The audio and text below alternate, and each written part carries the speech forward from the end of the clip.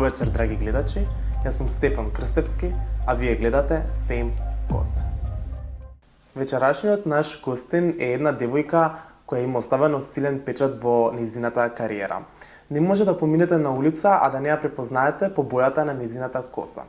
Вечерашниот наш гостин, модел и агент, Ангелина Китановска. Ангелина, ти посакувам добре дојде во Hype Македонија за прв пат. Кажи ми како си вечерва. Здраво, Стефан, фала на покана прво. Моментално се осеќам одлично. Фала ви за пријатната атмосфера, фала ви за седенес. Така да едва чекам да се дружиме. Да, изгледа прекрасно. Колку време ви требаше да се спремите? Јас брзо се спремам. Сите мислат дека треба тоа да биде не знам каков процес, ама најверојатно и со тоа што работам долги години и мојата работа бара константно да бидам средена и наместена. Така да јас оваа шминка што некој иде на шминкер за да изгледа вака, мене ми трае околу 15 минути. Сама се спрема? Сама. Секогаш и искрено сакам да се спремам сама поради тоа што моето лице трпи трансформации. И многу често ни јас самата не можам да се препознам, па за секојдневен живот сакам јас да се видам јас. А доколку мојата работа бара да бидам различна верзија од себе, секогаш тука си има и професионален тим да си го заврши тоа. Дали си во текот на целиот ден вака секогаш скоцкана и средена или по дома? По дома не сум баш вака. По дома сакам. Да, по дома сакам и да имам малку одмори од шминка и од препарати за коса и се. Ама доколку треба да излезам, нормално не секогаш изгледам вака како за пред камера, ама се трудам да си бидам барем средена колку што може. Да. Ангелина, ти во последен период си на сите страни, зафатена си, едва те добив за да те договорам за емисија. Кажи ми што се случува на сите страници? Да, па искрено последнава година повеќе сум надвор од Македонија. А и тука имаме премногу работа. И јас секој мој слободен момент го користам за да прошетам некаде, за да се тргнам од се, затоа што без разлика тука и да сум, и мојава работа е немаш работно време, немаш работни денови, и сабота и недела морам да бидам достапна и без разлика што и како е, некогаш ми треба само моментот дека сум надвор од Македонија за да одморам. Телефонот секогаш е уклучен, така да малку е хаотично, ама па не се жалиме на работа. Нека има. Викаш, секој момент што можеш, сакаш да побегнеш негде да одмориш, па кои ти се некои умилени дестинации така за да побегнеш за да одмориш? Дали имаш некои фаворити? Јас сум меланхолична по карактер и секогаш сакам да се враќам на местата каде што ми било убаво. Па затоа и најчесто кога патувам Париз, Рим и Истанбул. Тие се умилени? Тие три градови. Мисли, во сите три градови сум живеела, имам преубави спомени таму. Така да, може би гледај, секогаш убаво ново искуство. Мојата работа и бара да патувам пред една година, дури бев во Казахстан. Имав 2 дена реви и последниот ден фотосесија. Беше преубаво искуство. Ама искрено, ако ме прашаш, па не знам и дали би се вратила. Дали дека ваму подолго време имам поминато во овие држави, па знаеш и спомени се. Стварно преубав период од животот сум поминала во сите три града. И некако секогаш си оставаш мал дел од себе и си се враќаш дома. Да. Ангелина, ти веќе повеќе од 15 години работиш како модел. Дали може да ни кажеш како започна сето тоа, од каде се јави љубовта кон моделингот, како те препозна, како те пронајдоа? Искрено немав љубов спрема моделинг. Да? Јас се запишав на моден дизајн, затоа и на 18 години почнав се занимавам со манекенство. Се запишав на моден дизајн и сватив дека преку оваа работа можам да стекнам контакти, да видам како е позади стејдж, што треба, како треба. И реков, ајде, зашто да не? Како ми беше како некој краток пат да видам како сето изгледа, да ги запознам модните дизајнери, фотографи, што реално не дека не ми се свиѓаше мене тој свет, ама никогаш не се гледав себе си како модел. Ама, и така за среќа. Волја на животот испадна со модниот дизајн да имам мој моден бренд, ама да се откажам од истиот, а од манекинството да не се откажам. И после 15 години си уште да го работам тоа, дури да отворам и модна агенција и да имам модели кои што јас ги менаџирам. Некако животот ме донесе во таа насока. Ама, искрено, не би сменила. Моментално, не би сменила. Бев тогаш, како што кажав, 18 години, тогаш таа се дојдена и во Скопје. И отидов во модна агенција. Модната агенција предходно, тогаш имаше само Facebook, мислам, или имаше Instagram, но не беше ни толку позната као платформа. И тие ме контактираа, сакаа да бидам дел. Ама јас као, ајде бе се уште, манекенката бидам као. И секогаш на почеток ја подценував таа работа, мислам, најверојатно и повеќето и девојки и дечки сега истото го прават, додека не влезеш во тој свет и да сватиш дека всушност таа професија, мислам, тоа е професија, не е хоби, како што повеќето мислат дека е. И кога почнав да работам, и си влегов во друга агенција, единствената агенција кај што јас сум била дел порано. Супер соработка имавме, предобри ангажмани имав, значи не почнав од нешто од ситно, си ме испратија со најголемите брендови да соработувам, ама после некое време заради факултетот одлучив да се повлечам на неколку месеци, се тргнав од агенцијата и после не се вратив во агенција и почнав сама да се менаџирам. Така да неколку пати во животот имам кажано дека јас завршив со манекенство. Ама сепак се враќаш. Некако се враќам. Знаеш, ке поминат неколку месеци, пак ми фали тоа често да бидам пред камера. Ми фали тоа што на секој ангажман можеш да бидеш скроз различна личност. Затоа што голем дел од манекенството е и глума. И после некој период ке речам готово, толку беше, не можам веќе. Уморна сум од ова, искрено бара преголема жртва. Не е само така, ајде убава сум, ке идам, ке се сликам, ке се снимам. Бара константно да бидеш во добра форма, да бидеш во добро расположение, да го прилагодиш целиот распоред по ангажманите. Некогаш се дешава да неколку дена за ред да снимам, сега така ми се деси, спот снимав, во 5 сабајле ни беше, значи доаѓам ме зема, до 2 сабајле ме враќа назад дома, затоа што снимавме низ цела Македонија. И јас секој ден треба пак да стане, имам 3 сати каде што не треба да дојдам дома, да се стушираш коса, да измиеш шминка, да извадиш, да легнеш да спиеш, да станеш, и пак да се трудиш барем да изгледаш, нели, примерно, таму има што ќе те среда, тама не можам да појдам по пижами. Да. И искрено мислам дека беше 4 дена за ред каде што јас се на се дали имав спиено 7 сати во тие 4 дена, а успат пред камера мораш да изгледаш Свежо. свежо и најдобра верзија од себе. А ти што носиш во себе во тој момент, што се вика после толку денови неспиење, не ти се живе, а не па да ти се снима. Ангелина кажа дека во моделингот се бара и глума, па кажи ми дали е доволно само некоја убавина се поседува или треба се поседува и некој карактер, некоја харизма да станеш модел? Секогаш треба да имаш карактер и харизма, затоа што без разлика колку да е личноста убава, секогаш мора да има нешто плюс. Тоа е тоа што карактерот ја носи личноста. Јас стално тоа го кажувам, не треба да се срамат моделите да покажат дел од себе. Заради тоа што убаво е се тоа, може би за некоја кампања што не е до толку, ако е она крајно модна, high fashion кампања, ама пак бара нешто да имаш, нешто се гледа во погледот, да имаш некој X фактор што го носиш во себе за успех. И многу често се среќавам со моделиве, јас не се пронаоѓам во таа улога, кога ќе речат. Која е поентата да имаш работа каде што ти секој ден можеш да бидеш нешто различно, за ти да се пронајдеш во улогата?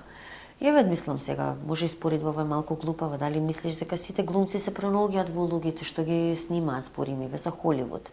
Гледаш дека најголем успех на самиот глумец е кога има различни улоги, што знае да ги донесе, да ги оживее тие карактери, и да ги изглуми во најдобро светло. Многу е лесно само ако се водиш по тоа што ти си каков си и да бидеш ти на сет. Моментот кога ти ќе излезеш од твојата комфорт зона, за да можеш да бидеш нешто скроз друго пред камера, барем лично тоа ми е најзабавниот дел. Без разлика што и да треба да се прави. Тука почнуваш и да се смееш и ти интересно, као дори си викам некојаш, леле, шо правам, онака, као, ама тука ми е забавата. Затоа што секој ден сум јас. На секој бизнис состанок, на секој приватно гледање сум јас. А кога доаѓа до тој момент, можам да бидам што било друго.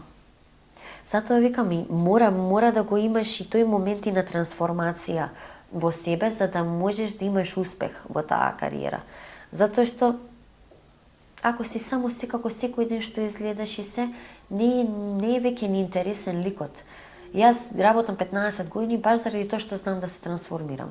Сум била плава, сум била кафена, сум била црна, сум била темно црвена, лила бев еднаш фарбана. Се мислам портокалувава долго време и претходно имав секогаш. Мислам дека таа ти беше највпечатлива боја. И порано исто кога бев, како сите ми викаат како да ми е природна, ама без разлика трансформацијата е битна. Па е скратив косата, па пак порасна косата. И во приватен живот и во професионален живот трансформацијата да им покажеш и друг дел од себе.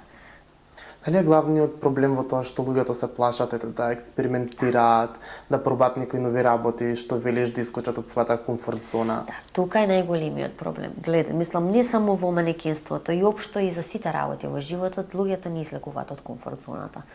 Мене истото и ми викаат дури до ден денеска. Како ти текна така да се преселиш во Истанбул? А зашто да не?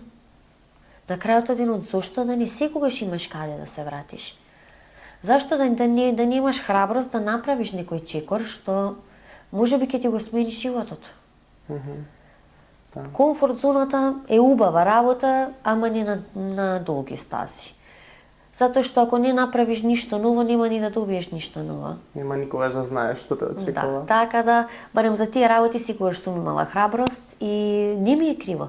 Баш како што кажав, дури едни од најубавите периоди во животот ми биле кога сум заминала Париз на факултет, кога сум се преселила во Рим заради љубов или пак кога отидов во Истанбул за работа. Така да не се знае што ќе биде наредно. А што се случи со таа љубовна романса во Рим? Па не издржа на долга дистанца. Значи не е лесно да се одржува однос на долги релации. И двајцата имавме таква работа каде што цело време патувавме и јас живеев в Скопје, тој живееше во Рим. И не можевме да најдеме ни време кога да се видиме. Без разлика кој да расположен да патува, не можевме да си ги погодиме распоредите. Да, можете не ама било одамна беше тоа. Може заборавено. А и мали бевме. Да. Кажам на почетокот дека си пробала во водите на модниот дизајн, дали никогаш може да те видиме во иднина повторно? Па сигурно дека да. И тоа ми е љубов.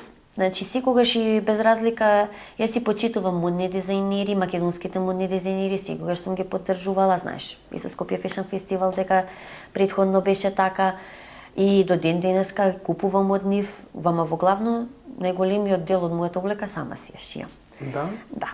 И сакам, само искрено треба премногу време, треба премногу финанси пред се, треба голем тим, и моментално сум фокусирана на маркетинг и на модната агенција и уште ако мислам ако оставам и моден бренд во таа комбинација со тоа што си уште работам и како модел не е возможно. А кога нешто правам сакам да се фокусирам на нештото. Па можеби доколку кога овие другиве ќе се расшират со тим, па нема да бидам толку потребна. Да, тогаш одма би се вратила на модниот дизајн.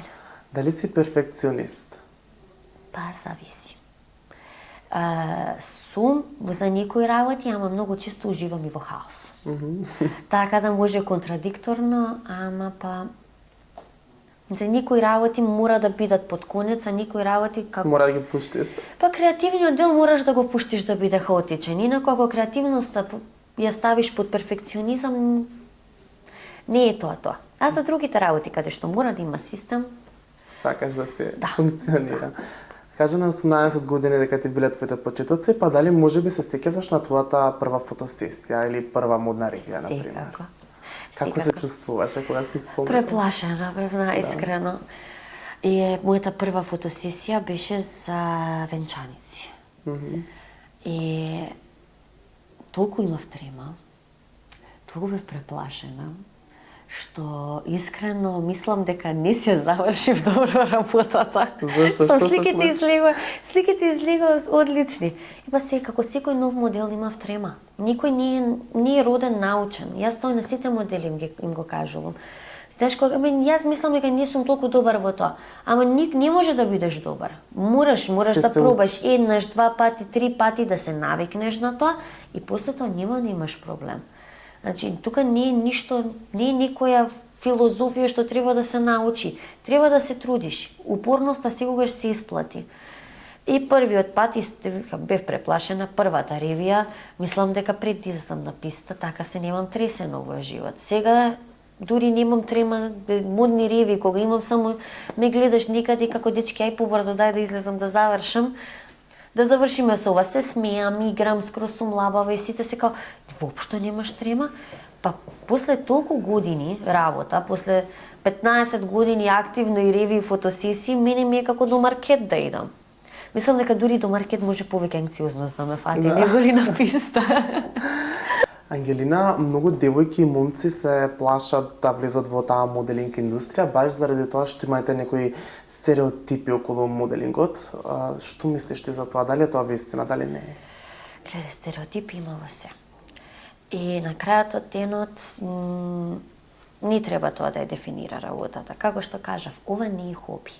Ова не е сега сакам да се зезам, убава сум, ајде ќе идам, ќе се забавувам на снимање. Тоа не е фер, затоа што во главно клиентите вложуваат многу пари во тие кампањи и најмалку што треба е да си понесеш со себе професионално однесување на сет. Или пак ќе прифатат ангажман, ќе го откажат ангажманот, околу без разлика моделот е као последната гранка во целата кампања, а е многу битна. Да. И не е фер спрема клиентите. И затоа викам, се додека се гледа на ова работа со предрасуди, то ќе се гледа и со непрофесионалност. Значи, како да ви кажам, наискрено, одиш на сет, тоа ти исто како да одиш и во канцеларија. Значи, нема ништо тука дополнително, ни чудно, ни непримерно на крајот од денот. Затоа што, во главни ние како агенција соработуваме само со големите компании, со сериозни маркетинг агенции. Сега тука имаш некои имате лоши искуства, знаеш, лично ќе си се договорат со некој приватно, па не знаеш ни кои се луѓето, ни што се. Значи тие не убави искуства доаѓаат од самите клиенти, неодговорност, не од самата професија. Па не, гледај, во секоја професија можеш и во канцеларија да работиш, па да имаш непријатно и непрофесионално искуство. Можеш и во државна администрација да работиш и пак истото да го имаш. Сепак е до личност. Сепак е до личноста и до обкружувањето. Не секогаш дека личноста си дозволила, ама друго е кога имаш ти агенција позади себе што стои и одговара за се што е договорено. Че верувај ми, многу пати и клиенти не си стоиле во зборот, мислам, фала Богу сме немале ситуација со недолично однесување и слично. Со работни сати, со тоа што е договорено. Тука затоа има агент позади себе каде што може да ја среди таа ситуација за самиот модел да не се најде во ситуација каде што треба сам да се одбрани. Е многу полесно. Многу луѓе исто така се плашат, се срамат или на пример не им дава фамилијата, родителите, дечкото, девојката и не се покажуваат во таа сфера само поради тоа. Тоа е многу често. Тоа е многу често, па сега гледај, живееме на Балканов и сите знаеме како функционира. И во главно заради тие стереотипи што ги слушаат родителите, дечковците, затоа што кога некој од оваа бранша знае дека всушност нема ништо. Значи, ништо од тоа не е вистина. Сега што си има дополнителни бранши што викаат дека работат манекинство е друга работа. Значи, тука не сакам ни да навлезам, ни да се мешам. Мене тоа ми е тотално непознато. Јас за ова што ние го работим, можам да кажам дека дури одиш на сет, имаш, сум сликала и купаки, долна облека, никој на сет не те гледа така. Значи, сите се дојдени за работа. Што се вика, фотографот не те гледа како изгледаш, гледа дали ти е се како што треба, дали светлото му е погодено, дали позата е окей, дали од брендот те гледа, дали е облеката, парчето, како што треба. Значи, некои се срамат ете девојките, например. Значи, тука е моментот каде што јас не можам да се соблечам, се додека имаш професионален тим позади тебе, нема зашто да имаш таков страв. Како што кажав, додека си на сед, никој не те гледа така. На крајот од денот јас се дружам со повеќето луѓе после толку години работа, нормално и да се сближиш веќе и со тимот, ама секогаш што е на некое професионално ниво, каде што сите тоа ниво си го држат. Дали си имала ти до сега некој непријатен момент, например да паднеш на бина, да се сопнеш или нешто такво? Фала му на Бога, не.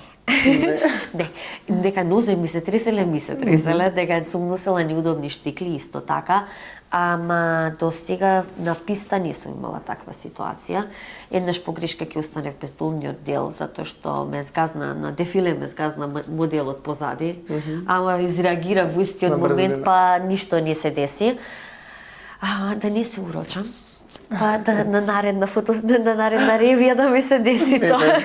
Никогаш не е касно за тоа. Тоа се дешава и на најголемите професионалци. И јас тоа секогаш го кажувам на моделите. Се дешаваат грешки, не е тоа ништо страшно. Да, има например некој ќе му се случи нешто такво, па после се срами или не сака после се појави. Не, еднаш можам да кажам дека на ревија во Приштина за венчаници поставата беше предолга, не ја скратиле и упорно ми влегуваше под ноза, па на секој мој чекор имаше сопкање буквално и мислам дека од кога завршив до пола, за на крај ја собрав само венчаницата за да ја фатам поставата и си го изедев тоа нормално, што не беше многу професионално од моја страна, ама мислам дека никој не кеше да ме чекаме на сат време да изодам пистата со чекори толку мали, за да не ми дозволуваше поголем чекор да направам венчаницата. Ама и како што кажав, тоа се треба да се снајдеш на лице место. Нема тука што да правам, да седнам и да плачам или да се вратам назад. До кај што можеш идеш да го покажеш во најдобро светло, после тоа веќе Тоа е тоа. Ќе излезат, ќе ми изминуваат други, уште посрамота и него ли да го фатам фустанот во рака. Да. Ангелина, кој дел од твојата кариера ти бил пресвртница и на кој момент си најгорда ти? Па, искрено мислам дека најгорда сум на моднава агенција што ја имам создадена. И фала им на поддршката и на Милан и на Ива што се со мене за се.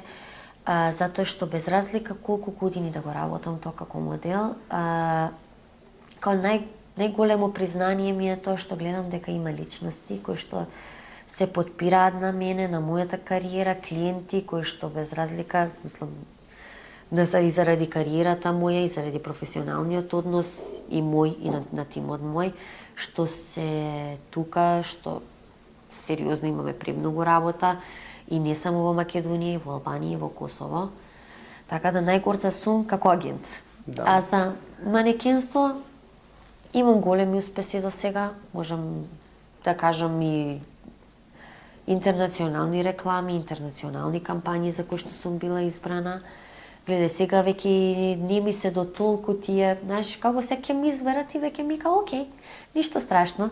Ама на почеток за секој ангажман што беше на интернационално ниво, мислам дека толку имаше еуфорија? Премногу, нормално.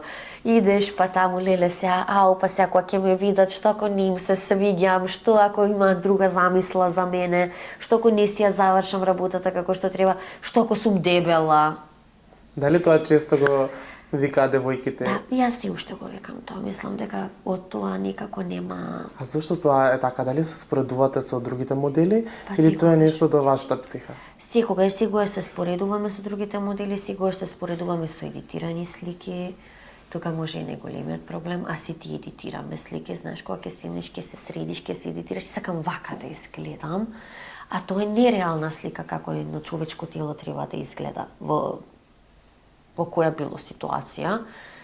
И тука веќе почнуваат комплексите што сите ги имаме, да. И нормално е тоа. Мислам дека или знаеш онака, дури кога бев преслаба, значи се ми беше големо и викав дека сум дебела. Тоа веќе ти се изместуваат некои психолошки граници. Најверојатно. Ама тоа сите го имаме. Или пак знаеш моментот каде што се осеќаш дека не си доволно убава. Мислам дека тоа е природно. А и тоа не е многу лоша работа, се додека се трудиш да бидеш подобра верзија од себе си, ама до граница каде што нема да се извештачиш и нема да се изгубиш себе си во тој процес. Да. Тоа е најбитното, затоа што моментално многу девојки и не само девојки, мислам сите веќе и машки и женски без разлика и на години и на се одат со корекции, со такви работи што сакаат да се поправат себе си, и тоа е окей. Се додека имаш ти некоја мана или нешто што ти смета да го поправиш, доколку тоа не те натера да си изгубиш себе си, да си го смениш личниот опис. Да се минимални корекции. Да. Ангелина, дали може да се биде модел доколку се има некои естетски корекции, бидејќи се има зборувано дека не може моделите да имаат естетски корекции? Зависи на кој пазар се бара. На светски пазар никогаш не може. Дори верувај ми, минимално филер е проблем. Затоа што без разлика не бараат совршеност. На светскиот пазар се бара да имаш нешто што е твое, без разлика дали крив нос, дали се то климпави уши, дури тоа е тоа што се бара на светски пазар. Сакаат да имаш некоја карактеристика што те прави ти да бидеш ти. А на Балканот, например, поготово Косово и Албанија, се бара совршеност. Затоа можеш да видиш се повеќе девојки со ненормално малност, со огромна уста, со затегнати очи. Затоа кажав, гледај, тој пазар исто така и за во Дубај. Иако сега Дубај почнува да се менува и таму пазарот, веќе се бараат по светски модели, не се бара совршеност, барби изглед. Така да зависи во која држава се работи, така и се менува и стандардот за убавина. Да. Може ли сега ми кажеш да слушнат младите дечки и девојки кои сакаат да станат модели, кои се тие некои најбарани и најважни карактеристики што се барат за еден модел? Дали е тоа можеби не знам коси очи, крив нос или нешто што е најбарано? Висината. Висината секогаш, значи пред се висината. Што е клучен фактор? Клучен фактор е висината заради тоа што тие се некои светски стандарди што без разлика ние тука не можеме да ги смениме. Ние се водиме во главно по барање на клиентите. Сега тука клиентите во Македонија бараат поприроден, понормален изглед и се бара секогаш самодоверба.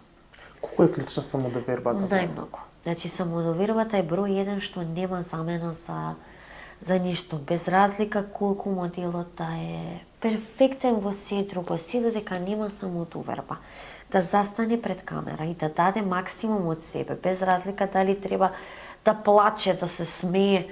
Не сум убава кога да се смеам. Не е битно. Пробај.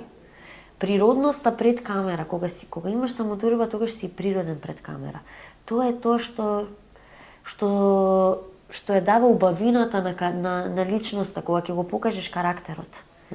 А се додека нема самодоверба, ќе се пази како седи, како се смее, како збори. Че се додека се пазиш, даваш некоја вештачка верзија од себе што не е доволна за тоа. Си можеш да видиш и по сите светски кампањи дека секогаш се бара природен израз на лице.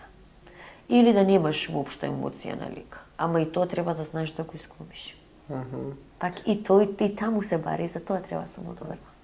Што е моментално најтренди, најбарано во светот на модата, на моделингот? Какви модели најчесто се бара? Дали има некој тренд?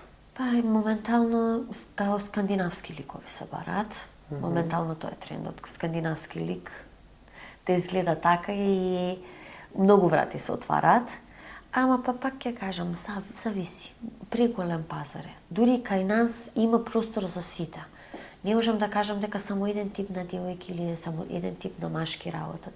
Имаш различни типови, за секој има место на пазарот, додека има нешто свое. Не и до изгледот. Висина мора да има. Без висина џабе. Многу често ни се пријавуваат модели, прекрасни, ама 1,67 м. Не е до мене. Ке речат, за фотосесија. Дури и за фотосесија мора да има висина. Затоа што не сакаат преголем едит. Зашто пак висината се гледа на камера. Че висината може да се каже како клучен фактор. Клучен фактор. И многу често тоа го повторуваме секогаш ние на моделите. Некои се упорни. Ама на крајот од денот, па некогаш и знаеме и да примиме, имаме некои мали исклучоци каде што нели не иде тоа испод 1,70 м, ама тие модели всушност во главно ни се за другите работи каде што се говорички видеа. Што може да поминат. Да, па наоѓаме некоја замена каде што имаш простор за самодоверба во говорење, што повеќе во други што се па и повеќе се фокусирани на чисто на мода. Да. Ангелина, исто така има некој мит дека после 30-та, 35-та година дека моделите повеќе не може да работат својата работа, дали тоа е мит или сепак е факт? Порано беше мит, ама се смени и времињата, затоа што некако гледај, не знам и што е, дали со тоа што нели што се користи и овие ботокси, естетски работи што се веќе и не изгледаме како претходно што изгледале, знаеш, кога ги гледаш старите филмови, кога ќе видиш дека некој 40 години имала, моментално 40 годишни не изгледаат така, знаеш, буквално на родителите, како сега баба и дедо што изгледаат. Дали тоа што се менува како изгледаат 30 и 40 годишните луѓе моментално, а и со самото тоа дека повеќето брендови сакаат да стекнат доверба преку тоа што земаат повозрасни личности за да им бидат заштитни лица на реклама. Може и тоа, ама е тотално сменет пазарот, па значи, сега може повеќе да се. Сега е во главно има работа колку што има за младите, толку има и за повозрасните. Можам да кажам дека јас моментално повеќе работам него што сум работела кога сум била помала. Значи, сепак може да се работи на поголема возраст како модел, секако. Да не се откажуваат. И тука е неголемиот проблем што повеќето модели се откажуваат многу рано.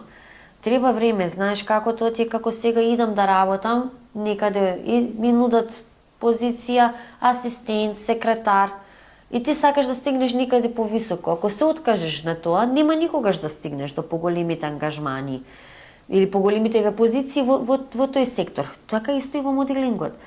Некој има среќа да му се погодат од прва поголеми брендови, поголеми кампањи, реклами, ама некому му треба пат да има повеќе поситни ангажмани за да го препознаат, па да го ангажираат за поголемите. Негогаш па се дешава ќе добиеш една голема, па некој период помали. Немаш тука константно каде што можам да кажам дури еве и јас. Јас никогаш си работам и многу помали ангажмани се уште. Не е тука само еве ќе речеш менаџирање и сега ќе чекам мене да ми се јават само од големите светски брендови, таму ќе идам. Зашто?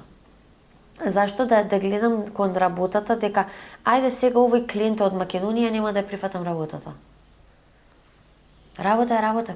Да, не треба да се срамиш од Не треба да се срамиш, значи секогаш се додека тој ангажман е професионален. Платен, со убав тим, убав професионален тим, што убаво работи. Зашто да не ја прифатам работата? Да. Ти си била нели модел и се уште си, и моментално си агент, па каде се снаѓаш повеќе, каде те исполнува повеќе, каде те поинтересно? Па искрено не можам да одговорам на тоа прашање точно. Двете паралелно ти се убави уживаш. Не, гледај, имаш некогаш клиенти што се малку напорни, мислам, можево лошо што го кажувам, ама зависно кој од клиент до клиент. Има некои клиенти што без проблем си се разбираш. Така да зависи и со клиентот, зависи со моделот. Дури имам и такви ситуации со модел. Имаш модел што поставува премногу прашања што се непотребни, што не знае да ги постави правите прашања, ги добива информациите, што имаш модел што после ама јас не знам дали ќе можам, може да имам обврски, каде што ти отежнува работата. А исто и со моделингот. Имаш сетови каде што идеш, се поминува, си тече перфектно. Некаде имаш каде што самиот тим не може да се договори меѓу себе што сакаат, како сакаат. Па едниот сака една работа, па другиот фотографот вика прави ова, па доаѓа после што е креативен директор, ти вика не ми се свиѓа ова, прави ова. И каде што ти си на средина и целата ситуација е збунувачка. Така да и двете професии си имаат и добри и лоши страни. Така да зависи кој ден и како ќе ти се погоди. Да. Дали може да се заработува добро од моделинг? Секако дека може. Секако дека може, како што кажав, не е хоби. Се додека си ја сваќаш работата професионално и со самото тоа кога сами тимовите се зборат меѓу себе.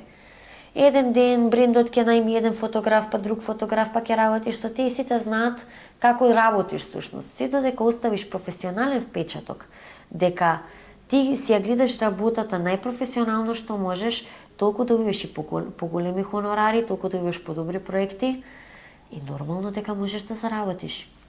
Јас, например, имам снимање минимум 2-3 пати неделно. Така да, кога ја гледаш професионалност, ти станува професија. Ако се трудиш, ќе успееш. Да. А ако гледаш на тоа, ќе идам да се забавувам на сет и ќе гледам ја да се смеам и да си правам муабет со тимот од страна на место да си ја гледам работата, тогаш ќе си останеш на тоа ниво. Да. Дали може да ни објасниш како изгледа позади една фотосесија, самото сценарио или позади една модна ревија? Бидејќи тоа го зборував и во моите претходни емисии, гледачите ќе дојдат на ревијата, ќе видат, ќе скочат модели, ќе се отидат и они имаат некој перфектен впечаток за самата ревија. А тоа во бекстејдж ни најмалку не наликува така. А јас до сега не сум била дел од ревија каде што немало врискање во бекстејдж. Каде што немало хаос и паника. Поготово и претходно. Не, најчесто на почеток е мирно. Те што знаеш, за ревиите без разлика. Ревијата почнува пред ревијата. Да. Иако ревијата почнува во 8 вечер, ние најчесто сме таму од 12 или од 2 попладне, каде што пополека се шминкаме, се средуваме, пиеме, јадеме, си сидиме, си правиме муабет меѓу себе. Ама веќе кога ќе дојде моментот за генерална проба, тука почнува тензијата и после генерална проба веќе почнуваме да се облекуваме, да се спремаме во облеката, па веќе не смеш ни да седнеш, не смеш ни да мрнеш затоа што не дај Боже да си изгужуваш само. Не зборам за нешто повеќе да направиш на облеката. За тоа сме дојдени да ја покажеме облеката на писта. Па после кога веќе почнуваат другите пресоблекувања, затоа што најчесто нема ни време. Само што се враќаш назад од писта, уште само што се вртиш во првиот момент кај што не те гледа публика, ти ја вадиш облеката од себе и одиш каде што сите растрчани од тимот, од бекстејдж, едниот зема ти вадиш тикла, другиот ти чекај кај ми е раката, кај треба да ја протнам главата, другиот дај протни ја ногата ваму. И пак тоа те местат се, па доаѓа шминка фризура да те поправи, затоа што во хаосот кога те облекува не знаеш што се дешава. И со трчање само од другата страна за да излезеш пак. И тука кај овој, кај оној, леле ке задуцниме. И тоа мислам и самиот адреналин и еуфорија од чинот дека веќе почнува нештото и скроз нормално, да.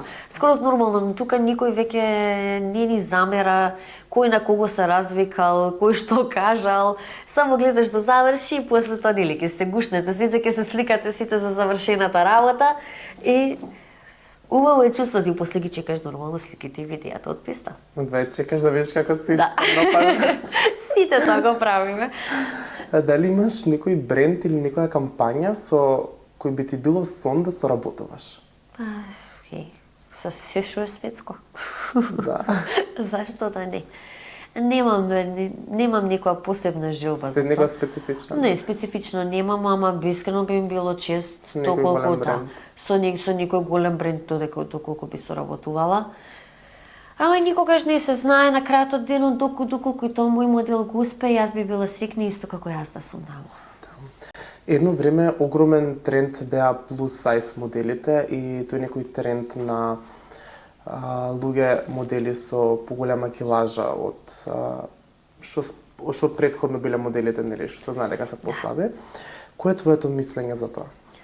Гледај, се уште имаме барања за плюс сайз модели некогаш, ама ако ме прашаш мене, јас не го поддржувам тој тренд, затоа што пред се здраво тело не може да изгледа така.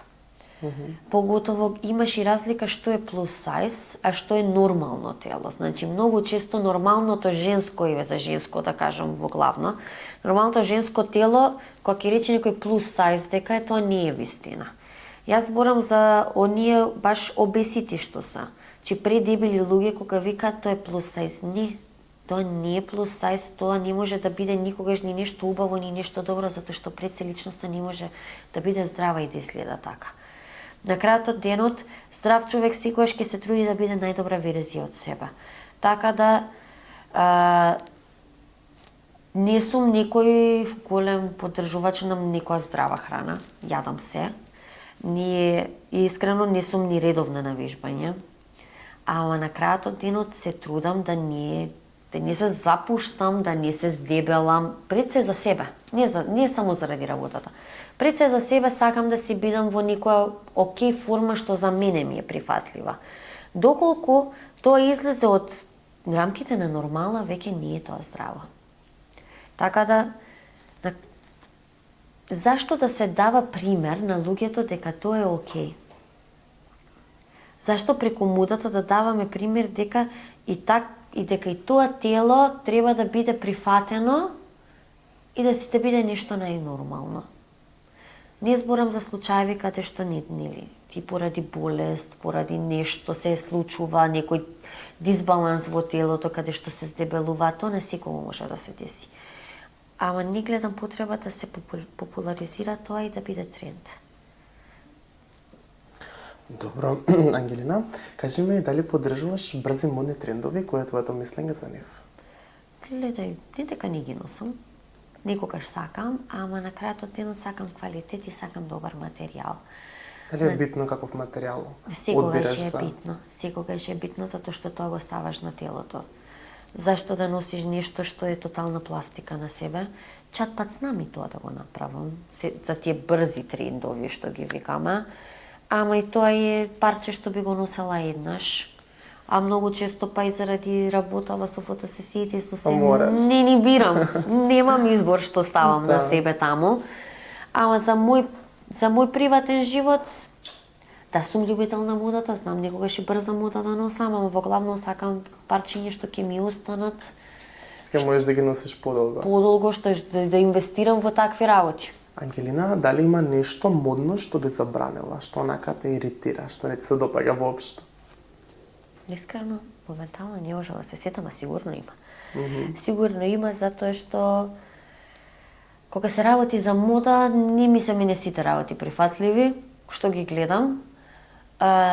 Вака, ако ме прашаш во главно за нашата мода кај нас, би ги забранила оние хаљини што ги носат по свадби. На кој точно мислиш? Што има се на нив. За други работи, за секојдневна облека, гледај, секој има право да си го изрази карактерот преку обликата што ја носи. Обликата не го прави човекот, ама многу кажува за истиот. Така да, не знам и зашто би забранила, се додека јас не ги носам, јас немам проблем кој што прави, што носи на свое тело.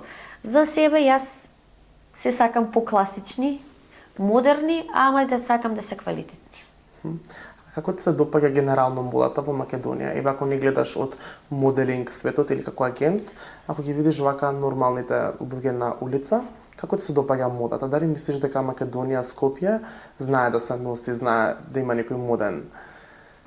Па, искрено не баш, иако во последно време приметувам повеќе девојки што знаат да се облечат добро, а исто и машки, иако повеќе треба да се работи на машката мода, и што ми е чудно затоа што на машкиве брендови има многу побави работи него ли во женскиве брендови кај нас. Ама се уште гледам некои дури стереотипи во облекување, некако како да не сакаат да има нешто свое, поготово джензи, помаливе што ги гледам, сите се како во униформа. Значи, девојките поготово, истите патики, истите фармерки, истите маички ги гледам кај сите девојчиња. Тоа е следат брзи трендови. Па не, тоа е страв од да бидеш различен. Не е баш и брзи трендови, туку е полесно да се вклопиш на таков начин. Да, полесно да се вклопат што велиш, односно да не ги се издвојат со тоа што да не ги коментираат и слично. Викам, гледам повеќе жени што знаат да се облечат добро моментално кај нас, за разлика од пред неколку години. Пред неколку години беше чисто разочарување, како само да излезеш онака во некој кафичи да ги загледаш девојките од околу, како зашто се обликуваш вака? Сите беа исто облечени. И некако веќе и таа црна боја што сите ја носат, мислам дека Здосади? Па, реално здосади. Некако сите играат премногу на сигурно. Никој не експериментира со бои, со модели. Ангелина, дали имаш ти некои твои омилени модели, вака што се инспирација, дали од светот, дали од кај нас, например, што ти се фаворит? Искрено работам со премногу модели. И тука, и во Турција, така да не можам да издвојам. А од познативе, гледај, ови што се постариве, мислам, постариве. Кейт Мос, например. Кейт Мос, не толку баш. Мислам дека повеќе јас бев генерацијава што порасна со Викторија Секрет Ангелива. Тие се уште ми се... Некако омилени. Да. Дали некојаш се замислувала да чекориш баш на таа писта? Нормално, кој не. Мислам дека нема кој да го каже тоа ќе излаже. Кој не би го замислил тоа, ама секој си има свое место кај што е. Да. Сега моментално искрено Апсолутно. не би го веќе не ми е тоа, ама кога пред 20 години, онака кога гледаш, секогаш гледаш тоа би било еден ден да сум ова. Да, мислам дека тоа е сонот на секоја девојка.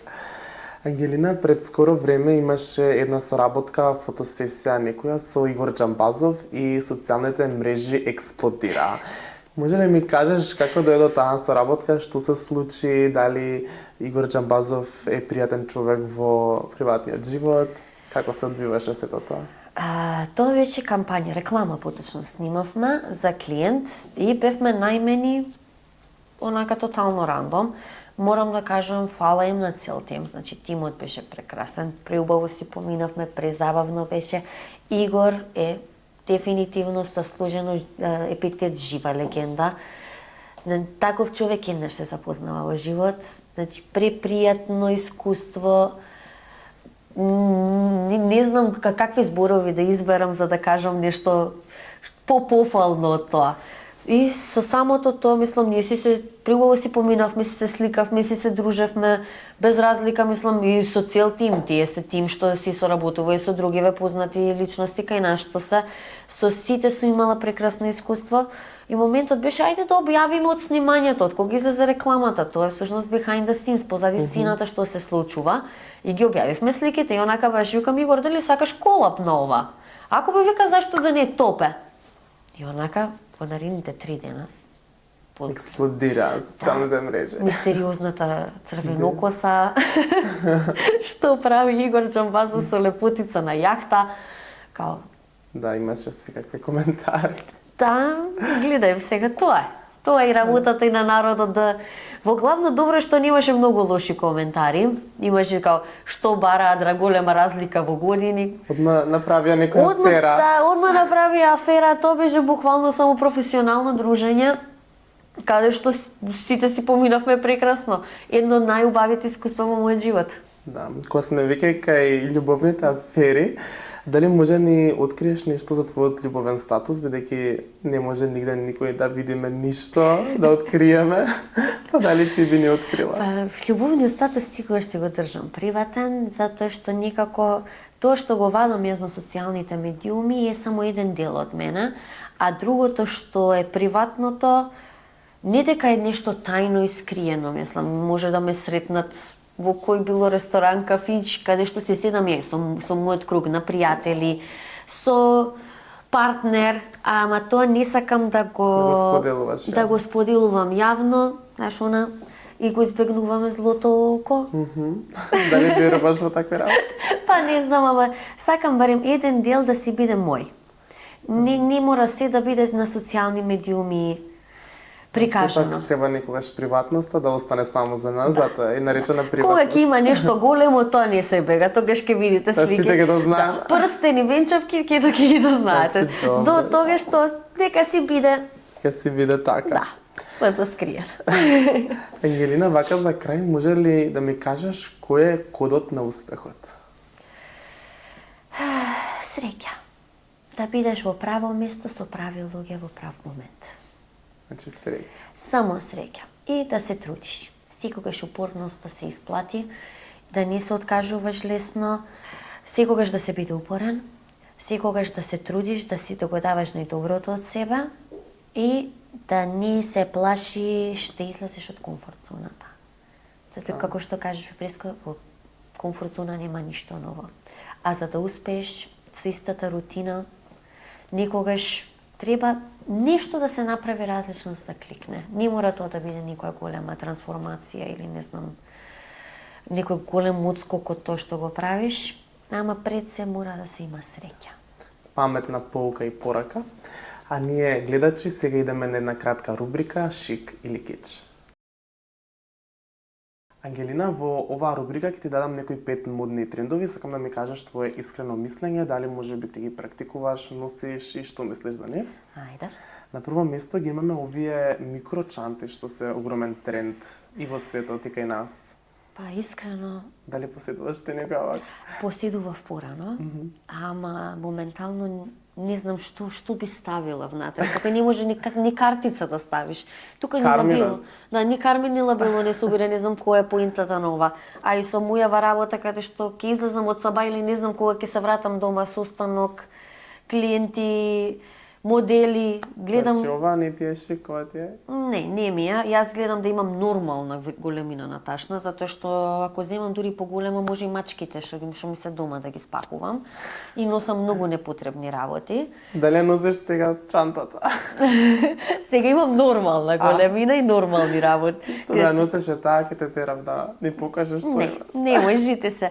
Таа најчесто носам на снимања и тука се може да се најде. Значи од лекарства до јадење, вода обавезно, па да не ми притреба креми, шминки, облека, штикли обавезно, неколку пара со мене и на секој идење на снимање, мене ми е турбата буквално е вака толкава.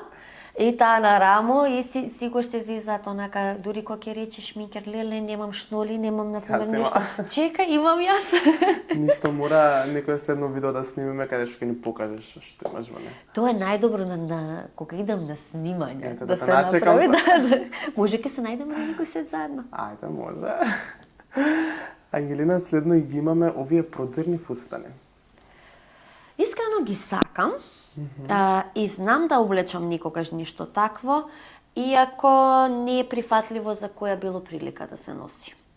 За некој За кои моден, прилики се? па за некој моден настан немам проблем, преубаво изгледа, сепак е и елегантно и секси и реално не е ништо вулгарно, затоа што најчесто тие се затворени фустани, баш како тој што го прикажа на сликата, ама само доколку е моден настан, за други Секојдневни работи, не? па не за секојдневни, кај ти се штака по улица. Во Скопје. Уште тоа. Следно имаме анимален принт, особено пред некоја година, ова беше преогромен тренд. беше Носам на слика. понекогаш, ама во комбинации. Значи знам да... Како го комбинираш? Па, гледај, имам дуксер, леопард, што си го обожавам и искрено тоа изгледа премногу кул. Или пак нешто може да се најде, дали некој Некој дел... детаљ. Да, детаљ, да го вклучам во комбинација. Не сум носела нешто скроз, па мислам и дека со мојата портокалова коса уште и тоа би фали. Премногу би било. Треба да знаеш и кога е доста. Добро, следно ги имаме овие оверсайз сакоа. Ги носам, со години ги носам и дури мојот бренд кога го имав, само такви сакоа носам. И мене ова ми е нешто милено во Тоа ми е нешто, модата. да, што ми е безвременско и најчесто и машки сакоа сакам да носам. Да, ми изгледат онака баш шик. Шик, да. Следно, како за крај, ги имаме овие вештачки преголеми трепки. Не. Големо не. Јас прво и основно сите знаат дека се вештачки. Изгледаат одвратно, изгледаат како да имаат гасиница на очи. Да, особено кога ќе падне некоја, па стоја така како. Па никога не не изгледа убаво. Не сум поддржувач на такви работи, без разлика колку и да се големи трепките на некој, тоа треба да иде природно. Фала Богу, јас имам природни големи трепки и немам потреба од тоа, ама и ја не сум ни љубител на ногти вештачки. Се трудам некои работи да се ги задржам како што се. Плюс, Природни. како интернационален модел не смеам да имам вештачки ногти, ни вештачки трепки.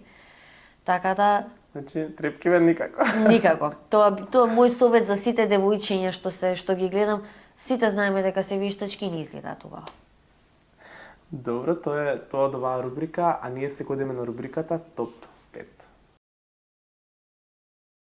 Во оваа рубрика ќе дадам некои топ модели што се од кај нас од Македонија и сакам Ангелина ми кажеш искрено мислење, дали можеби некогаш сте соработувале заедно, дали ги знаеш лично, што мислиш за нивната работа?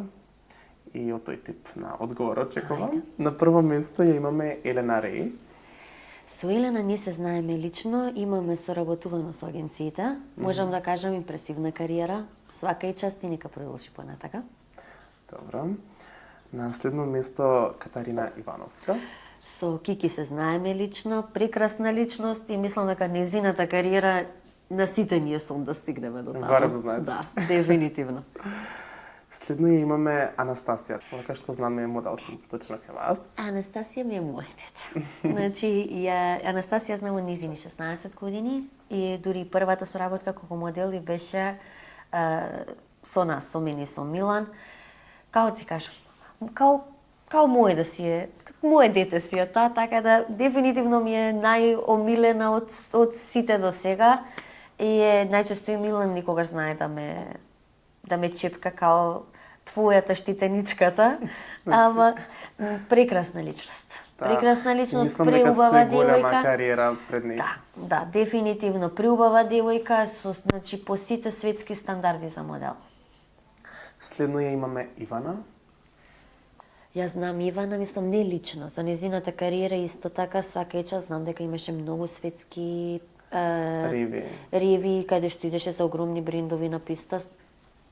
Па си што ми ги покажа до сега сите се успешни се. Па избрат добрите, да, дефинитивно. Топ 5 рубрика. Да. На последно место имаме Татјана Јанушева. Да, со Тати имаме соработувано заедно, имавме една кампања што ја снимавме заедно, преубаво си поминавме. Преубаво си поминавме и од сите што ми ги покажа сите лепотици, бе. Која поубава, која подобра кариера. Да. Ангелина, ти благодарам што беше мој гостин оваа вечер. Се надевам дека си помина убаво во моје друштво. Фала ти на покана, се беше супер, па се надевам ќе се видиме пак. Да, се надевам и јас.